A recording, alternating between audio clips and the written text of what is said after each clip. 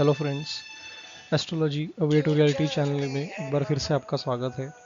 दोस्तों, आज हम बात करेंगे बॉलीवुड के एक बहुत सक्सेसफुल एक्टर जिनको ऋतिक रोशन के नाम से हम सब जानते हैं। अपनी पहली फिल्म कहो ना प्यार है, जिसका हम ये गाना सुन रहे हैं, तो इस फिल्म में उन्होंने धूम मचा दी थी। और इसके बाद ऐसा लग रहा था कि ये करियर में बहुत आगे जाएंगे और एक से एक बड़ी फिल्मों में वो आएंगे। उसके बाद क्रिश 1, क्रिश 2, क्रिश 3, ये मूवीज़ में हिंदुस्तानी बच्चों को एक सुपरमैन की तरह मतलब वो एक प्रकार से गाइड करने वाले, उनको बचाने वाले हरपन मौला बॉलीवुड स्टार ऋतिक रोशन। इनका जन्म फिल्म इंडस्ट्री के प्रख्यात संगीतकार रोशन के सुपुत्र राकेश रोशन के घर 10 जनवरी 1947 को मुंबई में हुआ था। तो इनकी कुंडली के बारे में आज हम विश्लेषण करेंगे। उसके पहले कुछ बातें जो अपडेट्स अभी आ रही है सुशांत सिंह राजपूत के डेथ मिस्ट्री के बारे में, तो वो अपडेट्स के बारे में हम जान लेते हैं। अभी के अपडेट्स ऐसे है कि आज जो रिसेंटली एक्टिविटी हुई है उसमें शोविक चक्रवर्ती जो रिया चक्रवर्ती के भाई है, उनको जो नारकोटिक्स डिपार्टमेंट है एनसीबी, उन्होंने कस्टोडियल कस्टोडियल रिमांड में उनको ले लिया है 4 दिन के कस्टडी में। और उसमें उनकी पूछताछ होगी और उससे कुछ और भी भेद खुलेंगे। और जैसे कि हमको पता है कि उन्होंने रिया चक्रवर्ती का नाम ले ही लिया है कि वो मंगाती थी मेरे थ्रू ड्रग्स। तो रिया चक्रवर्ती को कभी भी समन किया जा सकता है, कभी भी उनको पूछताछ के लिए भी बुलाया जा सकता है। और हमने देखा है कि उनके बाद सैमुअल मिरांडा की भी उनको भी गिरफ्तार कर लिया था। और बाद में एक के बाद एक लिंक्स अभी उससे जुड़ रहे हैं। तो हम अभी होप करते हैं कि जो एक रेगुलर अभी सीबीआई की पूछताछ बन गई है तो उसमें काफ़ी सारे खुलासे इसके बाद होंगे। और डेफिनेटली ये एक मर्डर मिस्ट्री है जो जिसके भेद अभी खुलने वाले हैं। तो hope for the best and pray for, once again pray for justice of for Sushant. तो इसके इसके बाद हम शुरू करते हैं ऋतिक रोशन की कुंडली के बारे में, जो आज का हमारा वीडियो है। उससे पहले एक बात और जानना बहुत ज़रूरी है कि कंगना रनावत ने कुछ खुलासे ऋतिक रोशन के बारे में किए थे कि मतलब जो उनके रिलेशन थे उनसे, वो उनसे कुछ रिलेशन के बने थे, इसके कारण उनके फैमिली में काफ़ी प्रॉब्लम्स हुए थे। और चर्चा ऐसी चल रही थी कि वो दोनों शादी करेंगे, लेकिन बाद में उन दोनों के बीच में कुछ प्रॉब्लम्स हुए दोनों के बीच में, और ये बात आगे नहीं बढ़ सकी। तो तो कंगना रनौत ने उनके बारे में काफ़ी सारे खुलासे किए कि ड्रग्स से भी उनके रिलेशन है, वो ड्रग्स भी लेते हैं, कंज्यूम करते हैं, और इतने स्मार्टली ड्रग कंज्यूम करते हैं कि पता भी नहीं चलता है। तो ऐसे काफ़ी सारे बॉलीवुड्स में नाम है कि जो ड्रग्स से इनके रिलेशंस है। लेकिन ये इन जो इल्ज़ाम उन पे लगे उस पर कितने तथ्य है वो अभी जांच में पता चलेगा, जब एक से एक नाम आगे आएंगे। तो कंसिडर करते हैं कि ये जो कंगना ने कमेंट्स दिए हैं वो कुछ हद तक सही हो, कुछ सही ना भी हो। तो इन सबको जस्ट एक हम एक स्टडी के नज़र से देखते हैं। उसके बाद ऋतिक रोशन की जो स्टोरी थी, उनके स्टोरी में ऐसा पॉइंट भी है कि जब काइट्स मूवी आई थी तो बारबरा मोरी के साथ भी उनके कुछ रिलेशंस थे, जिसकी वजह से उनके फैमिली में दरार पड़ गई थी। और उनकी जो वाइफ है सुजैन खान, वो उसने ड्रग्स लेना शुरू कर दिया था, और जिसके कारण बहुत प्रॉब्लम्स हुए थे और बाद में फिर उनको अलग अलग होना पड़ा, उनका डिवोर्स हो गया। तो ये सब बातें थी, एक प्रकार से हलचल उनके जीवन में हो गई थी। तो इसमें क्या कुंडली में ऐसे योग थे कि ये सब बातें उनके जीवन में हुई, वो हम आज कुंडली के स्टडी के से जानने का प्रयास करते हैं। तो ये है ऋतिक रोशन की कुंडली। ये मीन लगन की कुंडली है। और उनका जन्म जो हुआ था वो आश्लेषा नक्षत्र में दिख रहा है। मतलब चंद्र जिस नक्षत्र में है वो आश्लेषा नक्षत्र है, यहाँ हम देख सकते हैं कर्क राशि में। और जब कभी भी चंद्र अश्लेषा नक्षत्र में आता है तो वो गंडमूल नक्षत्र में आता है, क्योंकि अश्लेषा का संबंध गंडमूल से है, उसे गंडमूल नक्षत्र कंसिडर किया जाता है। तो इस नक्षत्र की शांति होना आवश्यक है, नहीं तो जीवन में काफ़ी प्रॉब्लम्स आने की संभावना रहती है। तो एक इम्पॉर्टेंट फैक्टर है।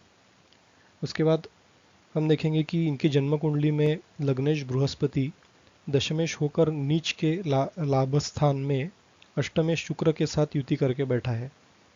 हम देखेंगे कि ये इनका जो लाभ स्थान है 11th हाउस, वहाँ पे मकर राशि में गुरु शुक्र की युति है। तो गुरु यहाँ पे नीच का पड़ा है और वो अष्टम में शुक्र के साथ बैठा है, मतलब अष्टम स्थान में जो राशि है वो तुला राशि है और उसका स्वामी शुक्र उसके साथ वो बैठा है। कि जो युति उन्हें फिल्म लाइन में स्थापित और सफल अभिनेता बना रही है। साथ ही भाग्येश मंगल धन स्थान में स्वगृही होकर प्रचुर धन प्राप्ति करा रहा है और दूसरी ओर पंचमेश चंद्र स्वगृही कर्क राशि में बैठकर तथा लाभस्थानगत गुरु के साथ परस्पर दृष्टि संबंध बनाकर उत्तम गजकेसरी योग का निर्माण कर रहा है। ये चंद्र जो है स्वराशि में है तो फिल्म लाइन में इनका जाना तय हो जाता है, क्योंकि चंद्र एक स्त्री कारक ग्रह है। चंद्र का संबंध आर्ट, फिल्म, ड्रामा इन सब बातों से होता है, जैसा शुक्र का भी होता है। और साथ ही साथ उस पर गुरु और शुक्र की सप्तम दृष्टि पड़ रही है, गुरु की दृष्टि भी है। और साथ ही साथ शुक्र जो कि फिल्म लाइन का एक कारक ग्रह माना जाता है, फिल्म इंडस्ट्री का एक, मतलब उसे कहते हैं कि एक बेंचमार्क है जो फिल्म इंडस्ट्री को वो लाता ही है इंसान को, अगर वो रहेगा पंचम स्थान में या फिर पंचम स्थान में बली होकर बैठेगा या पंचम स्थान पे दृष्टि डालेगा। तो चंद्र का स्वगृही होकर बैठना पंचम स्थान में और उस पर गुरु और शुक्र की जैसे अच्छे शुभ ग्रहों की दृष्टि होना, तो इन्हें फिल्म लाइन में काफ़ी सफलता देगा और फिल्म लाइन में एक प्रकार से स्टेबल कर देगा, जो कि हम अभी देख रहे हैं कि फिल्म लाइन में काफ़ी प्रगति कर रहे हैं। इनकी शुरुआत ही धमाकेदार हुई थी कहो ना प्यार है मूवी से, और एक प्रकार से लोकप्रिय हिट सुपर हिट फिल्म वो बनी थी, उसने काफ़ी करोड़ों का बिजनेस फिल्म बॉलीवुड में किया था। उसके बाद कुंडली के दशम भाव में सूर्य बुध युति के कारण बने बुधातिथ्य योग के परिणाम स्वरूप ऋतिक अपने कार्य क्षेत्र में अनेकानेक हैरतअंगेज तथा अनूठे कारनामों के कारण अभूतपूर्व सफलता और लोकप्रियता जरूर हासिल करेंगे।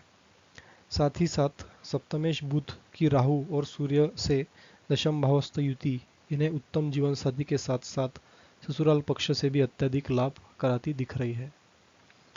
ससुराल का जो स्थान होता है ये इसे अष्टम हाउस कहते हैं, और जो पत्नी का स्थान होता है या पति का स्थान होता है वो सप्तम हाउस होता है। तो सप्तम हाउस का स्वामी कर्म स्थान में बुध सूर्य के साथ बैठना और शुक्र लाभ स्थान में जाना इन्हें काफ़ी सारे लाभ ससुराल से कराएगा और पत्नी से रिलेशन बनाएगा अच्छे। हालांकि ये बुध राहु के साथ में भी है, इसलिए फैमिली लाइफ में डिस्टर्बेंसेस और प्रॉब्लम्स लाना तय हो जाता है। तो उनके करियर में भी प्रॉब्लम्स आएंगे और उनके मैरिड लाइफ में भी ये राहु के कारण प्रॉब्लम्स जरूर आएंगे। अब देखते हैं कि कुंडली में लाभेश शनि चतुर्थ यानी कि केंद्र स्थान में अपने परम मित्र बुध की राशि में बैठकर दशम भावस्थ बुध पर पूर्ण दृष्टिगत होकर बुध को बलवान बना रहा है। और इसका परिणाम ये हुआ कि लाभेश की दृष्टि होने से बुध के फल में उत्तरोत्तर वृद्धि हो रही है। धन संपत्ति, शोहरत इनके इर्द गिर्द हमेशा मंडराती रहेगी।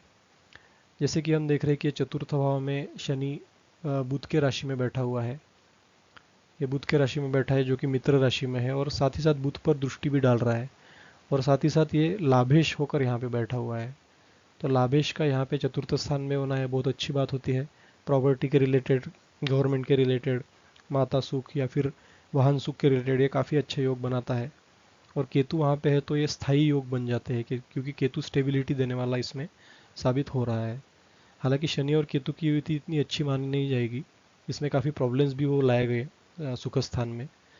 जीवन में पैसा तो बहुत कमा लेंगे लेकिन सुख की कमी हमेशा रहेगी, सुख में बहुत तकलीफ भी मिल सकती है, लेकिन शनि के मित्र राशि में होने से इन सब बातों में बाद में धीरे धीरे वो कमी लाएगा और शनि लाइफ के उत्तरार्ध में ये स्थान को बलवान बना देगा। दशम भावस्थ सूर्य बुध राहु की युति इन्हें कार्यक्षेत्र में सफलता दिलाने के साथ साथ अनेकानेक दफा कठोरतम व्यावसायिक प्रतिद्वंद्विता का शिकार भी बना सकती है। जैसे कि हम देख रहे हैं कि ये राहु, बुध और सूर्य की जो युति है दशम भाव में, तो डेफिनेटली ये राहु और बुध की युति मतलब अच्छा परिणाम देगी। और बुध जब राहु के साथ में होता है तो वो राहु बहुत बड़ा बन के बुध ही बन जाता है वो, क्योंकि वो बुध के साथ उसकी मित्रता है और वो बुध को बहुत बड़ा बना देता है जब कभी राहु बुध के साथ में होता है। तो यहाँ पे बुध, बड़ा बुध और सूर्य इसकी युति एक्चुअली है। और अगर हम देखेंगे कि राहु प्रॉब्लम इसमें कर सकता है क्या, अगर हम वो देखते हैं तो राहु 3 डिग्री का पड़ा हुआ है, यहाँ पे दिख रहा है हमको। और सूर्य और बुध की जो डिग्री है वो ज़्यादा है। सूर्य 26 डिग्री में है और बुध भी 26 डिग्री में है। तो एक्चुअली ये सूर्य और बुध की युति है। सॉरी, सूर्य और बुध की युति है एक्चुअली ये, राहु की युति नहीं है। सूर्य और बुध की युति एक्चुअली बन रही है यहाँ पे, जो कि उनको काफ़ी सफलता दिलाएगी। उनके पिता के साथ संबंध अच्छे रहेंगे। पिता काफ़ी, उनको अपॉर्चुनिटीज़ पिता की वजह से मिलेगी। उनका कार्यक्षेत्र पिता से शुरू होगा। जो हमने देखा है कि उनके पिता ने उनको लॉन्च किया फिल्म में, उसमें डायरेक्शन राकेश रोशन का था। तो उनकी पहली मूवी जो है वो सुपरहिट हो गई थी। तो पिता का एक बहुत बड़ा उनके इसमें योग था, क्योंकि ये दशम स्थान पिता के स्थान को भी रिप्रेजेंट करता है और साथ ही साथ करियर को भी रिप्रेजेंट करता है। तो उनके पिता की वजह से उनके करियर में ग्रोथ, ऐसा ये योग हमको दिख रहा है। तो राहु का रोल इसमें कम रहेगा, क्योंकि राहु जो है वो 60 डिग्री तक कंजंक्शन में नहीं आते। राहु की डिग्री 3 डिग्रीज है और सूर्य और बुध की डिग्री 26 डिग्री है। तो ये काफ़ी लंबा अंतर हो जाता है। तो एक्चुअल युति सूर्य बुध की बन रही है, ये ध्यान देने योग्य बात है। तो अपने करियर में वो काफ़ी ग्रो करेंगे। हालांकि कुछ लांछन उन पे लग सकते हैं क्योंकि राहु वहाँ पे बैठा हुआ है, लेकिन ओवरऑल ये रिजल्ट उनके लिए पॉजिटिव रहेगा।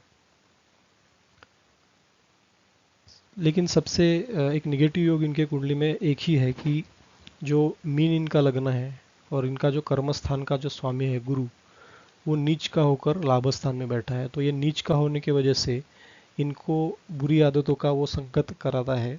इनके नॉलेज में कमी लाता है, क्योंकि गुरु जो है ये नॉलेज का भी कारक है। तो बुरी आदतों में उनको ढकेलना और नॉलेज में कमी लाना, ये एक स्वाभाविक सा योग इसमें बन जाएगा। तो गुरु के उपाय इनको करने पड़ेंगे ताकि ये लाइफ में करियर में अपने ग्रो कर सके, स्टेबल हो सके और आगे बढ़ सके। नहीं तो इन पे लांछन आने के भी योग बनते दिखाई दे रहे हैं। अब हम बात करते हैं इनकी दशा महादशाओं के बारे में। तो इनकी महादशा अगर हम देखेंगे तो अभी चंद्र की महादशा इनकी करंटली चल रही है।